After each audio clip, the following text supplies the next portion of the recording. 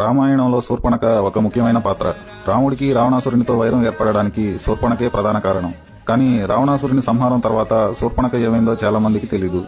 శూర్పణఖ ముక్కు చెవులు లక్ష్మణుడు కోసివేయడంతో తర్వాత తన ముఖం ఎవరికీ చూపించడం ఇష్టం లేక ఎప్పుడూ తన ముఖాన్ని గుడ్డతో కప్పి ఉంచేది. రావణుడు మరణించాక శూర్పణఖ రాక్షసులకు గురువైన శుక్రాచార్యుని ఆశ్రమంలో జీవించింది. రాముడితో జరిగిన యుద్ధంలో అతి కొద్ది మంది రాక్షసులు మాత్రమే ప్రాణాలతో బయటపడ్డారు. రాక్షస జాతి తుడిచిపెట్టుకుపోతుందేమో అనే భయంతో శుక్రాచార్యుడు మహాశివుని గురించి తపస్సు చేస్తాడు. తపస్సు మెచ్చిన శంకరుడు శుక్రాచార్యునికి ఒక శివలింగం ఇచ్చి ఎప్పుడైతే ఆ శివలింగాన్ని ఒక వైష్ణవుడు గంగాజలంతో అభిషేకం చేస్తాడో అప్పుడు రాక్షస జాతి నశిస్తుందని శుక్రాచార్యునితో చెప్తాడు. శివలింగానికి హిందువులు అభిషేకం చేయడం సర్వసాధారణం కాబట్టి శుక్రాచార్యుడు ఆ శివలింగాన్ని భారతదేశానికి దూరంగా ఒక ఎడారిలో ప్రతిష్ఠ చేయాలని శూర్పణఖకు చెప్తాడు. శూర్పణఖ శివలింగాన్ని భారతదేశానికి దూరంగా ఒక ఎడారిలో ప్రతిష్ఠించి మిగిలిన తన జీవితం అక్కడే గడుపుతుంది. ఆ ఎడారి ప్రాంతమే నేటి మక్కా మదీనా.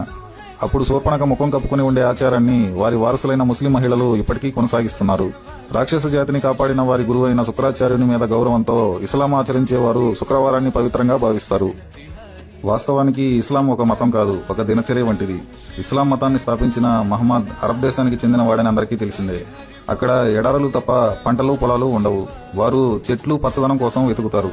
అందుకే వారికి పచ్చరంగు ఇష్టమైన రంగు అయింది.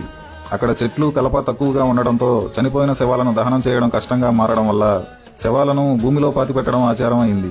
పంటలు పొలాలు లేకపోవడంతో జంతువులను చంపి ఎక్కువగా మాంసాహారం తినడం అలవాటుగా మారింది. తీవ్రమైన ఎండలు కాసే ప్రాంతం కాబట్టి తల మీద టోపీ పెట్టుకోవడం అలవాటైంది.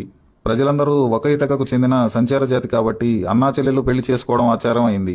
ఎడారులలో నీరు తక్కువ, మర్మావయవాలను శుభ్రం చేసుకోవడం కష్టం కాబట్టి జననాంగం ముందు భాగం కత్తిరించుకునే ఆచారం వచ్చింది. మక్కాలో శివలింగం ఉందని తెలిపే అనేక ఆధారాలు కూడా ఉన్నాయి. మహమ్మద్ ప్రవక్త పూర్వీకులలో ఒకరైన ఉమర్ బిన్నే హషం రచించిన సైరుల్ వకుల్ కావ్యంలో మక్కాలో శివారాధన గురించి, ఈ ప్రాంతాన్ని విక్రమాదిత్యుడు పరిపాలించినట్లు కూడా వివరించబడింది.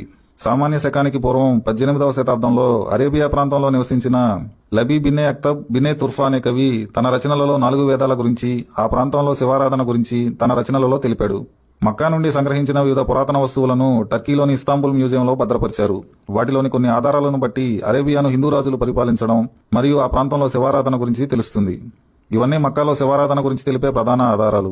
మక్కా ప్రాంతంలో ఇస్లాం మతం పుట్టకముందు అక్కడ మక్కేశ్వరాలయం అనే శివాలయం ఉండేదని, ఆ ఆలయం వల్లే ఆ ప్రాంతానికి మక్కా అనే పేరు వచ్చిందనే వాదన కూడా ఉంది. అరబిక్ భాషలోని చాలా పదాలు సంస్కృతం నుండి రావడం కూడా అరేబియా ప్రాంతంలో హిందుత్వం ఉండేది అనే వాదనను బలపరుస్తుంది. ముందు చెప్పినట్లు శూర్పణఖ వారసులు ఎడారులలోకి వెళ్లిన తర్వాత తమ అలవాట్లను ఆ ప్రాంతానికి తగినట్లుగా మార్పులు చేసుకున్నారు. అవే తర్వాతి కాలంలో వారికి ఆచారాలుగా మారాయి.